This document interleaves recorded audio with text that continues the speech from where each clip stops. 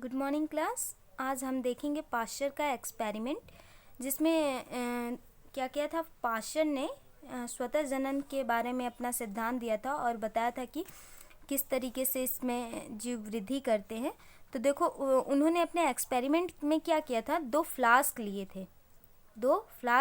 थे और ये जो वैज्ञानिक थे वो कहाँ, लुई पाश्चर, इनका पूरा नाम क्या था, लुई पाश्चर, का प्रयोग स्वतः जनन सिद्धांत के लिए प्राणघाती सिद्ध हुआ। सन 1861 में पाश्चर ने एक फ्लास्क में चीनी तथा घोल लिया। उसके बाद उसने फ्लास्क की गर्दन को एस आकार में क्या किया, मोड़ दिया। एस आकार में मोड़ दिया, जैसे कि ये दिख रहा है ना, ये फ्लास्क लिया था उन्होंने।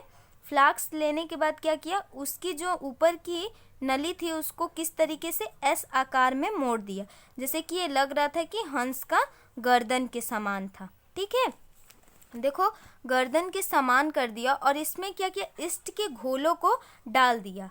जो फ्रेगमेंटेशन मटेरियल थे वो फ्लास्क के अंदर एंटर कर दिया और एंटर करने के बाद उसकी जो ऊपरी नली थी उसको एस आकार में क्या किया, मोड़ दिया। मोड़ने के बाद देखा गया कुछ दिन तक इसमें क्या हुआ, इस फ्रेगमेंटेशन मटेरियल्स में कोई भी चेंजेस नहीं दिखाई देगी। फिर उन्होंने क्या किया, जब इसके बारे में स्टडी किया तो जब कोई चेंजेस नहीं आया तो फिर क्या किया, जो ऊपर का एस आकार का क्या था, नली था, उसको क्या किया, काट कर हटा दिए। देखो इस तरीके से ये एस आकार की जो नली ऊपर से लगाया गया था, इसको इसमें से काट कर निकाल दिए। फिर फ्लास्क में क्या होने लगा, एयर पास होने लगा, और जब एयर के साथ कुछ सूक्ष्म जीव भी तो जाएंगे ना, बैक्टीरिया वगैरह। फिर उसमें जो ईस्ट का फ्रेगमेंटेशन था, उस फ्रेगमेंटेशन में बैक्टीरिया जाकर क्या किए, उसमें जीव उत्पन्न करने लगे, और जीव उत्पन्न करने लगे तो इसमें चेंजेस होने लगे। देखो, अगर फ्रेगमेंटेशन मटेरियल को उसने तब तक घोला जब तक कि फ्लास्क में एस गर्दन की आकार में थे। ये नोट्स मैंने लिखा हुआ है, जो चीज़ मैंने बताया वही नोट्स के थ्रू मैंने यहाँ पे लिख दिया हुआ है।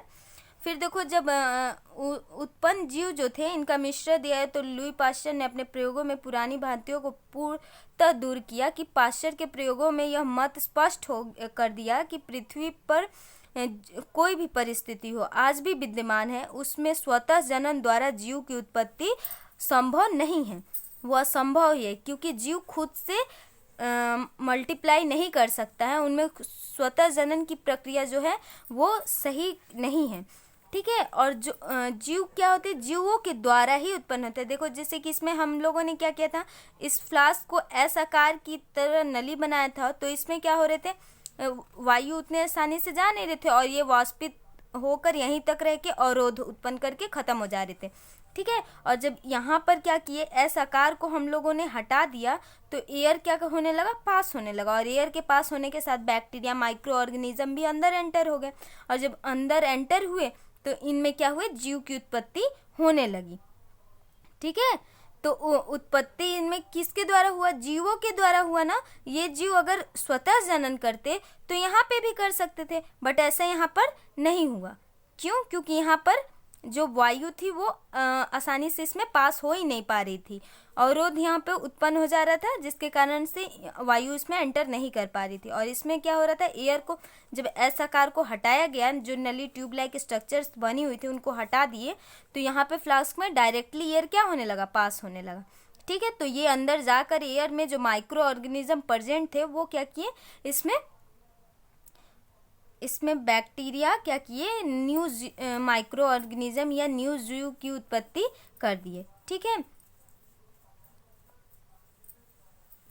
जीव की पृथ्वी पर उत्पत्ति के विषय में स्थिति आज भी स्पष्ट नहीं है कि इनकी उत्पत्ति किसके द्वारा हो रही है।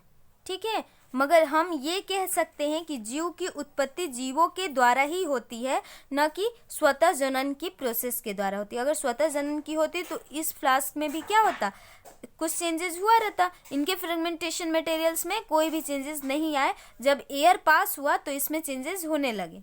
ठीक है, ये था लुईस पास्चर का एक्सपेरिमेंट।